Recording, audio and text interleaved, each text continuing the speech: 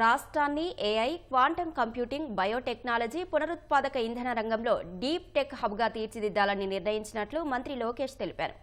పెట్టుబడులు సాధించి యువతకు ఉపాధి అవకాశాలను మెరుగుపరచాలనే లక్ష్యంతో దావోస్లో పర్యటిస్తున్న మంత్రి లోకేష్ విరామం లేకుండా పలువురు పారిశ్రామికవేత్తలు, కంపెనీల ప్రతినిధులు, సీఈఓలతో వరుసగా సమావేశాలు నిర్వహించారు. కాగ్నిజెంట్ నుంచి త్వరలోనే శుభవార్త రాబోతోందని చెప్పారు.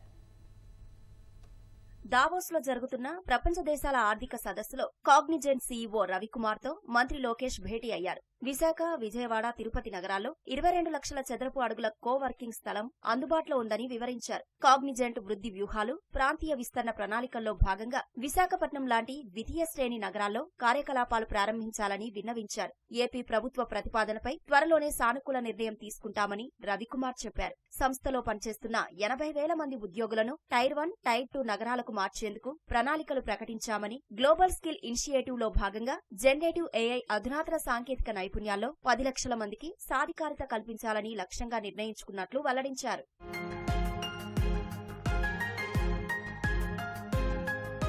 ఏపీలో పునరుత్పాదక ఇంధన పరికరాల తయారీ యూనిట్ ని ఏర్పాటు చేయాలని ఎన్విజన్ సీఈఓ లీ జంగ్ ను లోకేష్ కోరారు. గ్రీన్ ఎనర్జీ ట్రాన్స్మిషన్ ప్రాజెక్టులు, స్టార్టప్ల కోసం ప్రతిభావంతమైన శ్రామిక శక్తిని అభివృద్ధి చేసేందుకు శిక్షణ కార్యక్రమాలు నిర్వహించాలని విజ్ఞప్తి చేశారు. పునరుత్పాదక ఇంధన పరిశ్రమ విడిభాగాల తయారీని ప్రోత్సహించేలా ఏపీ సమీకృత క్లీన్ ఎనర్జీ పాలసీ 2024 ఉందని వెల్లడించారు. వ్యాపార, ఆర్థిక భాగస్వామ్య ఒప్పందం ద్వారా స్థానిక ఉత్పత్తిదారులను యూరోపియన్ మార్కెట్తో అనుసంధానించేందుకు సహకరించాలని canton of Vaud state councillor Christelle Luisier Brodard ను లోకేష్ కోరారు. స్విస్ నుంచి సాంకేతిక వస్త్రాలు, యంత్రాలు, హార్డ్వేర్, ఎలక్ట్రానిక్స్, రైలు విడిభాగాలు, వైద్య పరికరాల తయారీలో పరిశోధనలు, అభివృద్ధి హబ్లు, విశ్వవిద్యాలయాల సహకారాన్ని కోరుకుంటున్నట్లు తెలిపారు. ఇంజనీరింగ్, హెల్త్ సైన్సెస్, పునరుత్పాదక ఇంధన రంగంలో పరిశోధనలకు సహకరించాలని విజ్ఞప్తి చేశారు. ఏపీ కీలక రంగాల్లో స్విస్ కంపెనీల పెట్టుబడులకు తమ వంతు సహకారం అందిస్తామని క్రిస్టెల్లా హామీ ఇచ్చారు.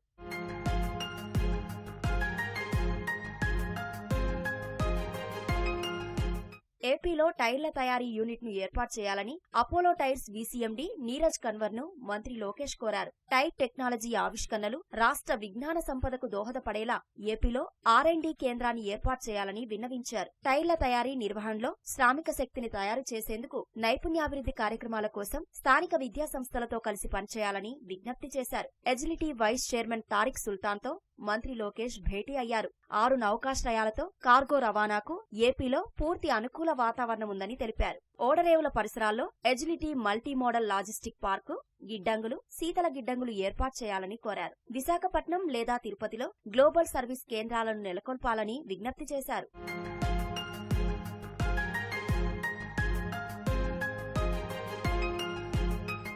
విద్యారంగంలో ప్రపంచ స్థాయి శిక్షణకు సహకరించాలని world economic forum, new economy, society విభాగం ఎంగేజ్మెంట్, ఆపరేషన్స్ విభాగాధిపతి రవిగుప్తాను మంత్రి లోకేష్ కోరారు.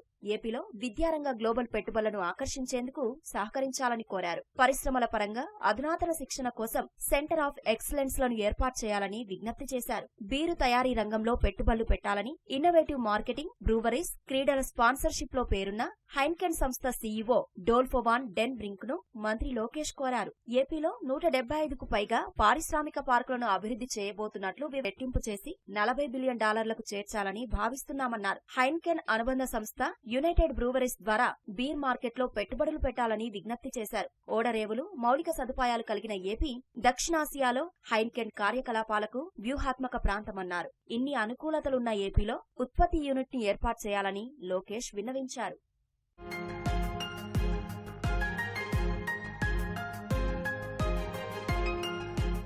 ఏపీలో బసవతారకం క్యాన్సర్ ఆసుపత్రితో కలిసి పనిచేయాలని, జన్యు చికిత్స, అత్యాధునిక ఆరోగ్య సంరక్షణ మౌలిక సదుపాయాల్లో భాగస్వామ్యం కావాలని, తద్వారా రాష్ట్రంలో క్యాన్సర్ రోగులకు మరిన్ని వైద్య సేవలు అందుబాటులోకి వచ్చే అవకాశం ఉంటుందని Caring Cross executive director Boro Dropulic ను మంత్రి లోకేష్ కోరారు. అంతర్జాతీయ బయోటెక్ సంస్థలు, పరిశోధన సంస్థలతో ప్రపంచ స్థాయి భాగస్వామ్యానికి సహకరించాలని విజ్ఞప్తి చేశారు.